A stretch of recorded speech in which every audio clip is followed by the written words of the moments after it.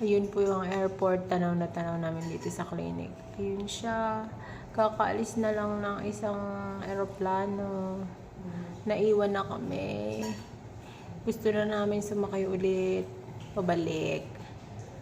Ayan. Tatanong naman natin ngayon yung mga namimiss nila sa Pinas. Okay, ma'am. Anong namimiss mo sa Pinas? Siyempre, pamilya ko. Tapos, sa pagkain, yung niluluto ng asawa ko, dinakdakan. Tsaka yung yuga. Yung yuga. Hindi yung ikaw dinakdak. Dinakdakan! Yung ikaw yung dinakdak. Oo, ako yun. Go hotdog. Hindi kasi sarap ng hotdog dito. Iba-iba yung lasa. Yun lang. Oh, yun lang. Siyempre, ang aking baby.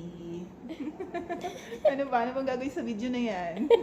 Ikaw, ma'am, ano namimiss mo sa Pinas? Pagkain at ang aking anak, Anong pagkain?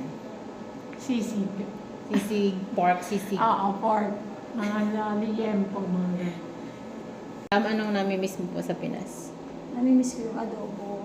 Yung pusa ko, yung aso ko. Yun lang. Ma'am, anong namimiss mo sa Pinas? Pagkain, Sige, pagkain. chicken spaghetti ng Jollibee, Sunday. Jollibee, baka naman.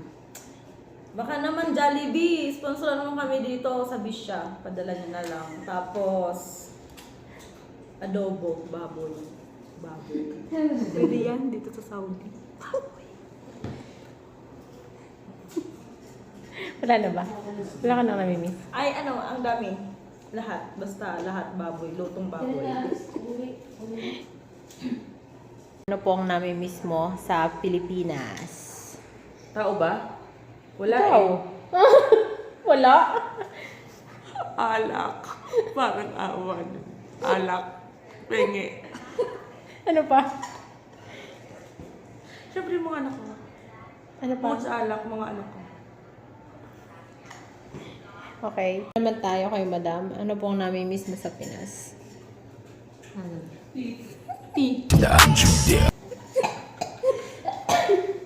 GSM Blue. Namimiss ko.